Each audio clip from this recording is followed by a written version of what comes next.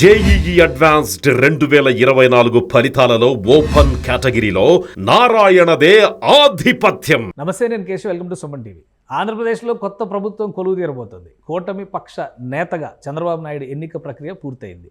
So government ఏర్పాటుకి కావాల్సినటువంటి clarity కూడా వచ్చేసినట్టే. అయితే ఆంధ్రప్రదేశ్ ప్రభుత్వానికి ఉండేటువంటి ప్రయారిటీస్ ఏంటి, ఏ విధంగా రాబోయేటువంటి 5 ఏళ్ల కాలానికి ప్రణాళికలు సిద్ధం చేసేటువంటి అవకాశం ఉంది. ఒకవైపు విభజన హామీలు, మరోవైపు ఎన్నికల హామీలు. వీటికి తోడు ప్రభుత్వాల పక్షాన్ని చూస్తే కనుక త్రిపార్టీ అంటే 3 పక్షాల ప్రభుత్వం ఏర్పడబోతోంది. సో దీనికి క్లారిటీ ఇచ్చేటువంటి క్రమంలో ప్రజలకి చేయాల్సినటువంటి పనులు ఏమున్నాయి, ఈ అంశాలపైన ఒక విశ్లేషణ చూద్దాం. మనతో పాటు ఉన్నారు కేవి విజయబాబు గారు, పొలిటికల్ సైన్స్ అసోసియేట్ ప్రొఫెసర్, అలానే అన్నవరపు బ్రహ్మయ్య గారు, సీనియర్ జర్నలిస్ట్. సో రాష్ట్రంలో ప్రభుత్వం ఏర్పడిన తర్వాత అసెంబ్లీ ముఖ చిత్రం ఎలా ఉండొచ్చు? ఎందుకంటే బలాబలాల పరంగా లాస్ట్ టైం కూడా ఆంధ్రప్రదేశ్ మరీ వన్ సైడ్ జడ్జిమెంట్ అని అనుకున్నాం. ఈసారి దానికంటే ఇంకో 10% ఎక్కువే వచ్చింది. సో ఎలా ఉండొచ్చు బలాబలాల విషయంలో? అంటే ప్రతిపక్ష పాత్ర చాలా తక్కువగా ఉంటుందండి. ఎందుకంటే సంఖ్యా పరంగానే కాదు, ఇప్పుడు ముందు వాళ్ళు they must allow the new government to do certain things. అలా చేయకుండా కొత్త ప్రభుత్వం చేస్తున్న ప్రతి పనిని కనుక మళ్ళీ అడ్డం కొడితే ఈ 11 స్థానాలు కూడా అసలుకి ఎసరు వస్తుందంటారు చూసారా, అది జరిగే ప్రమాదం ఉంది.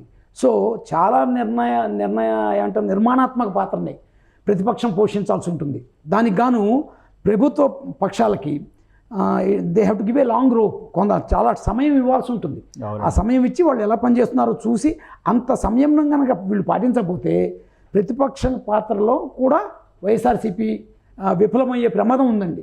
ఆ విషయాన్ని వాళ్ళు గమనించి ప్రయత్నించాలి. అసలు జగన్మోహన్ రెడ్డి గారు అక్కడ ఇప్పుడు లెజిస్లేచర్ పార్టీ లీడర్, అవునండి, అపోజిషన్ లీడర్ అని అఫీషియల్గా అనకపోయినా కానీ వైఎస్ఆర్ఎల్పీ లీడర్గానే ఆయన ఆ పక్ష నేతగా ఉండే అవకాశం ఉంది. ఎలా ఉండొచ్చు అసెంబ్లీలో? మీకు బిజినెస్ రూల్స్ ప్రకారం చూసుకున్నట్లయితే ప్రోటోకాల్ ఇచ్చేటప్పుడు టైం కేటాయింపు అని కూడా బిజినెస్ రూల్స్లో ఉంటాయి దానికి సంబంధించి. సో నీకు ప్రతిపక్ష హోదా అంటే సీఎంతో సమానంగా హౌస్లో టైం ఇస్తారు. ఆయనకి 10 నిమిషాలు ఇస్తే, 10 నిమిషాలు ఇస్తే ఇంచుమించుగా ఆయనకి 10 నిమిషాలు ఇస్తారు. సభ్యులకు ఇవ్వకపోవచ్చు, కానీ ప్రతిపక్ష నాయకుడికి ఇస్తాడు సమయం, స్పీకర్ అనేవాడు. కానీ ఇప్పుడు ప్రతిపక్ష హోదా లేదు, ఒక సాధారణ శాసనసభ్యుడి హోదానే ఇస్తారు. సాధారణ శాసనసభ్యుడు ఎట్లా ఉంటుంది, మొత్తం శాసనసభలో ఉన్నటువంటి సమయాన్ని మనం పరిగణలోకి తీసుకుంటే భాగిస్తే ఎంత వస్తుందో సమయం తక్కువ అండి, చాలా ఇస్తారు. సో ఇక్కడ ఇది కూడా అన్డెమోక్రటిక్ అనేటువంటి అవకాశం, అప్రజాస్వామికంగా అసెంబ్లీ నడిపిస్తున్నారని ఆరోపణ చేయడానికి ఇప్పుడు రాదు. ఎందుకంటే నీకు క్లారిటీ వస్తుంది, బిజినెస్ రూల్స్ ఉన్నాయి, సిస్టమ్ ఉంది, దీనికి సంబంధించి ప్రజలకు తెలియదు కదా, తెలుస్తుందండి. వాళ్ళ ప్రజలకు తెలియదు అనుకోకండి, ఇక్కడ ప్రజలకు తెలుసు, వాళ్ళకి సంబంధించి ప్రజలకు తెలుసు, ఖచ్చితంగా చేస్తారు. కాకపోతే ఇందాక విజయబాబు గారు చెప్పారు చూసారా, వాళ్ళ ప్రతిపక్ష పాత్రను పోషించటంలో వాళ్ళ నిర్మాణాత్మక దృష్టి లేకపోతే పూర్తిగా దెబ్బతింటారు. అంటే ఎక్కువ మంది గెలిచిన వాళ్ళు కూడా సీనియర్ సభ్యులు ఒకరిద్దరే ఉన్నారు, అంతేనండి. సో కాబట్టి కొంత డిఫికల్ట్గానే ఉండదు జగన్మోహన్ రెడ్డి. ఇప్పుడు పెద్దిరెడ్డి రామచంద్రారెడ్డి మంత్రి గారు, జగన్మోహన్ రెడ్డి గారు మరి ఎంతవరకు ఆయన సభలకు వస్తారో, ఎంతవరకు చూస్తారో తెలియదు. దీనికి సంబంధించి ఇంకో 2 మంది, ద్వారకానాథ్ రెడ్డి ఆయన పెద్దిరెడ్డి ఫ్యామిలీనే. సో బూచేపల్లి శివప్రసాద్ రెడ్డి ఇంకొకరు ఉన్నారు. అది మొత్తం 11 మంది. రామచంద్రారెడ్డి ఒక ఆయన ఉన్నారు. ఇది 11 మందిలో 6 రెడ్డిలు ఉన్నారు. ఇక్కడ ఉన్నారు. సో ఎస్టీ సామాజిక వర్గానికి 2 ఉన్నారు, ఒక ఎస్సీ ఉన్నారు, ఒక బీసీ ఉన్నారు, మిగతా వాళ్ళంతా రెడ్డి సమాజం. పక్ష నేతగా ఎవరు ఉండొచ్చు ఇప్పుడు? మళ్ళీ జగన్మోహన్ రెడ్డి గారే ఉంటారా? ఇంకేమైనా కాంబినేషన్స్ చూసి తెలంగాణలో మనం చూసాం కదా, అపోజిషన్లో ఉన్నప్పుడు టీఆర్ఎస్ ఎల్పీ లీడర్గా ఎవరో ఒక బీసీని పెట్టేవాళ్ళు లేదా ఎస్సీని పెట్టేవాళ్ళు. విజయరామారావు గారు గతంలో ఉన్నారు, ఈటెల రాజేందర్ ఉన్నారు. సో అధికారం వచ్చినాక లెక్కలు మారుతాయి. ఇప్పుడు ఆంధ్రప్రదేశ్లో అపోజిషన్కి లేదా వైఎస్ఆర్ ఎల్పీ నేతృత్వం ఎవరు వహించే అవకాశం? ఆయన పెద్దిరెడ్డి ఉంటాడేమో అనుకుంటున్నాను నేనైతే.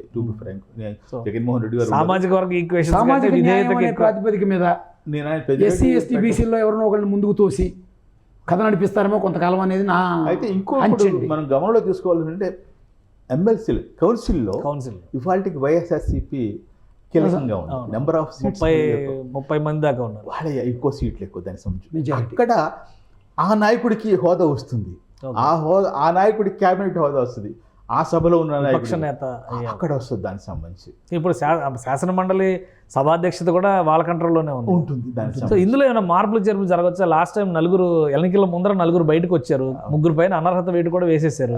సో ఈ భర్తీలు జరిగేటువంటి క్రమంలో తెలుగుదేశం అధికార పార్టీకి సంబంధించి అధికార పార్టీ కూటమికి ఒకే అంశం అండి, ఒక ఆర్థిక అంశాల్లో మాత్రమే ఎగువ సభకు పూర్తి అధికారం ఉంటుంది. మిగతా అంశాల్లో దిగువ సభ యొక్క అంటే ఎగువ సభకు సంబంధించిన ఎమ్మెల్సీలు కూడా ఆమోదం తప్పనిసరి. ఒక ఆర్థిక అంశాలు మాత్రం దిగువ సభకి పూర్తి హక్కు ఉంటుంది. సో శాసన మండలిలో రంజుగా ఉండే అవకాశం ఉంటుంది. లాస్ట్ టైం 3 రాజధానుల బిల్లు విషయాలు ఎలా చూసామో అట్లానే చూస్తాం. శాసన మండలిలో మనం రంజైన రాజకీయం చూస్తాం. అదేనండి, శాసన మండలిలో కూడా ఈ నిర్మాణాత్మక పాత్ర కనుక పోషించకపోతే వైఎస్ఆర్సీపీ ప్రజల యొక్క తిరస్కారాన్ని మరొకసారి పొందే అవకాశం ఉంది. సో వైఎస్ఆర్సీపీ శాసన మండలిలో కూడా కొంతకాలం పాటు ప్రభుత్వ పార్టీలని పనిచేయనివ్వాలండి. పనిచేయనివ్వకపోతే నష్టపోయేది ప్రతిపక్షమే. ఇప్పుడు మీకు ఇంకొక అంశం ఇందులో, ఇప్పుడు శాసన మండలితో పాటు రాజ్యసభలో కూడా వైఎస్ఆర్సీపీ క్లీన్ స్వీప్ కదా, 11 సీట్లు వాళ్ళ కంట్రోల్లో ఉన్నాయి. 4 లోక్సభ ఎంపీలు, ఈ 11 మొత్తం 15 మంది వాళ్ళ బలం ఉన్నట్టు. సో కేంద్రంలో వైఎస్ఆర్సీపీ పాత్ర ఎలా ఉండొచ్చు అంటే మోదీ గవర్నమెంటు వైఎస్ఆర్సీపీ మీద ఒంటికాల మీద వెళ్ళకపోవచ్చు అండి. వెళ్ళదు కన్ఫర్మ్ చేసేసారు రామయ్య గారు స్టాంప్ వేసేసారు.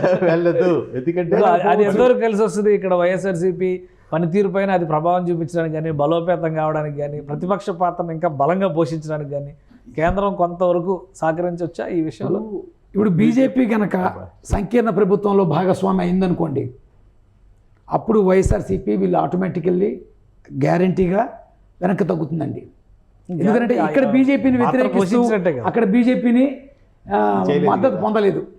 తర్వాత వీరి మీద ఉన్న కేసులు కూడా నేపథ్యంలో YSRCP has to take a back seat.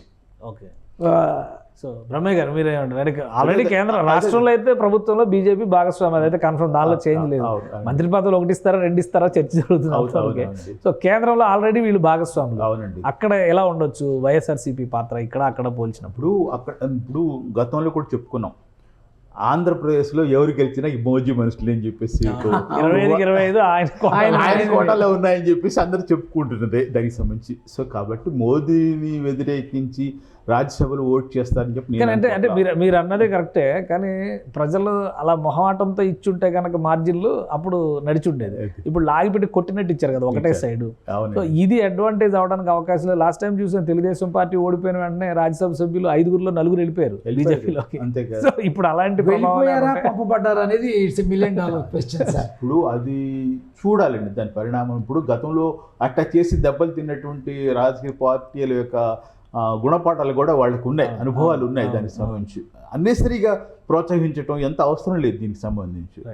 ఈ కీలకమైన బిల్లు ఉంటే కొన్ని అంశాలు వాటికి సంబంధించి శాసనమండలి తిరస్కరించింది అనుకోండి, అప్పుడు ఏం చేస్తారంటే గవర్నరు స్పీకరు చెప్తాడు ఉమ్మడి సభ ఏర్పాటు చేయమని చెప్పేసి తీర్మానం చేస్తుంది. ఓకే. శాసనసభ తీర్మానం మేరకు గవర్నర్ వచ్చేసి ఉమ్మడి సమావేశం నిర్వహిస్తారు శాసనమండలి సభ్యులతోనూ శాసనసభ్యులతోనూ. సో ఒకవేళ రాష్ట్ర ప్రయోజనాలకు సంబంధించి ఇప్పుడు అమరావతి లాంటి ఇష్యూస్ మీద ఏదైనా బ్యాక్ స్టెప్ తీసుకోనేటువంటి ప్రయత్నాలు కనుక వైఎస్ఆర్సీపీ చేస్తే, ఎందుకంటే లాస్ట్ టైం మాకు బలం లేదు కాబట్టి మేము ఏం చేయలేదు అన్నారు, కానీ మొన్న గెలిచిన బలం ఉంది కాబట్టి 3 రాజధానులు అన్నారు. ఇప్పుడు మాకు బలం లేదు కాబట్టి సైలెంట్గా ఉంటామంటారా, లేదా శాసన మండలిలో చూసుకుంటామంటారా అనే పరిస్థితి వచ్చినప్పుడు విజయబాబు గారు చెప్పారు, ఇప్పుడు లేకపోతే ప్రజలు మరింత చిత్కారానికి గురవుతుంది వైఎస్ఆర్సీపీ అని చెప్పేసి. కానీ ఆ తప్పు చేస్తుందని చెప్పి నేను అనుకోవట్లేదు. రాజధాని విషయంలో కానీ ఇతరంటి అభివృద్ధి విషయంలో ఇప్పటికే చెప్పుకున్నారు వాళ్ళు, మేము క్రియాశీలక పాత్ర పోషిస్తాము, సహకారం అందిస్తూ ఉంటున్నారు. అమరావతి డెవలప్మెంట్కి సంబంధించింది వీటన్నిటి మించి అమరావతికి సంబంధించి మధ్యలో మాట మార్చి అడిగిన జగన్మోహన్ రెడ్డికి ఫస్ట్ బిల్లు ప్రవేశపెట్టినప్పుడు 33 ఎకరాలు చాలని కూడా చెప్పాడు ఆయన. నేనే ఇక్కడ ఇల్లు కట్టుకున్నాను. వేరే ఇంటర్ప్రిటేషన్స్ ఇచ్చారు కదా. ఇప్పుడు మళ్ళీ 4 ఏళ్ల నుంచి వేరే పాట పాడారు కదా. విజయవాడ అయితే రాజధాని అనుకున్నాం, విజయవాడ పక్కన, విజయవాడ బయట, విజయవాడ లోపల, అక్కడ ఇక్కడ అంటే అనుకోలేదా? సో ఇవన్నీ అవుట్డేటెడ్ అనుకోవాలంటే అవుట్డేటెడ్ అండి. నీకు విజయవాడకి మంగళగిరికి, విజయవాడకి వెలగపూడికి తేడా ఏంటంటే సార్ నాకు అర్థం కాదు. మనం ఒకసారి రేడియేషన్ 33,000 ఎకరాలకు సంబంధించిన రేడియేషను, 50 కిలోమీటర్ల రేడియేషన్ మనం ప్రతిపాదన చేసింది ఏంటంటే రాజధానికి సంబంధించి. రాజధాని అనేది ఫస్ట్ ప్రతిపాదనలో 50 కిలోమీటర్ల పరిధిలో ఉన్నటువంటి చుట్టూ ఉన్న దాంట్లో రాజధాని ప్రాంతము. మొదటి దశగా 20 కిలోమీటర్ల పరిధిలోకి డెవలప్ జరుగుతుంది. 20 కిలోమీటర్లు జరిగినప్పుడు దాదాపు జనాభా 25 లక్షలకు చేరుతుంది. 50 లక్షలకి 50 కిలోమీటర్లకు చేరినప్పుడు కోటికి వస్తుంది అని చెప్పి అంచనా వేశారు దానికి సంబంధించి అప్పుడు. సో కాబట్టి ఇప్పుడు అట్లా కుదరదు దానికి సంబంధించి. అప్ టు వైఎస్ఆర్ conclude చేద్దాం మనం. విజిటి ఊడా అని ఒకటి ఉండేది సార్, విజిటిఎం అంటే ఊడా. విజయవాడ, గుంటూరు, తెనాలి.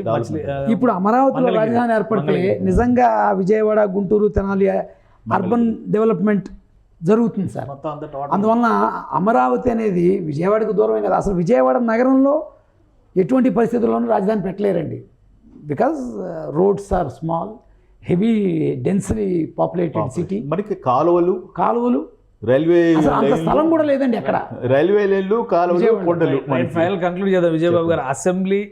అసెంబ్లీ సమావేశాలు, ఆంధ్రప్రదేశ్లో అసెంబ్లీ సమావేశాలు ఇంకా రంజుగా మారేటువంటి అవకాశం ఉంటుందా ఈ కొత్త ప్రభుత్వం ఏర్పడిన తర్వాత జరగబోయేటువంటి మొదటి సమావేశాలు? అంటే నేను అనుకోవడం ఏంటంటేనండి, కర్తవ్యోన్ముఖులు అంటారు చూసారా, అంటే వాళ్ళ యొక్క నోస్ని కేవలం డెవలప్మెంట్ గురించి, అటు రూలింగ్ పార్టీస్ కానివ్వండి, ఇటు ఆపోజిషన్ కానీ దాని గురించి ఆలోచిస్తాయి కానివ్వండి.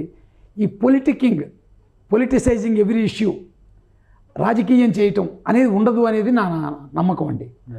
ఎందుకనంటే ప్రజలు అభివృద్ధికి పట్టం కట్టారు, ప్రజలు సంక్షేమాన్ని చాలన్నారు. ఎటువంటి సంక్షేమం కావాలన్నారు? సంపదను సృష్టిస్తూ సంక్షేమాన్ని సృష్టించు, సంక్షోభాన్ని సృష్టిస్తూ సంక్షేమం వద్దు అన్నారు. ఇది ప్రజలు ఇచ్చిన కరెక్ట్ తీర్పు అండి. సంక్షోభం వద్దు, సంక్షేమం వల్ల సంక్షోభం వద్దు అనే మాటని వాళ్ళు చాలా స్పష్టంగా చెప్పారండి. అది రాయలసీమ కానివ్వండి, ఉత్తరాంధ్ర కానివ్వండి, లేదా సెంట్రల్ కోస్టల్ డిస్ట్రిక్ట్స్ కానివ్వండి, 3 చోట్ల వచ్చిన తీర్పు అదేనండి. అందుకని మీకు యునానిమస్గా ఉన్నాయి, ట్రెండ్స్ అన్నీ కూడా చక్కగా ఒకే రకంగా ఉన్నాయి. రీతిలో జరిగింది.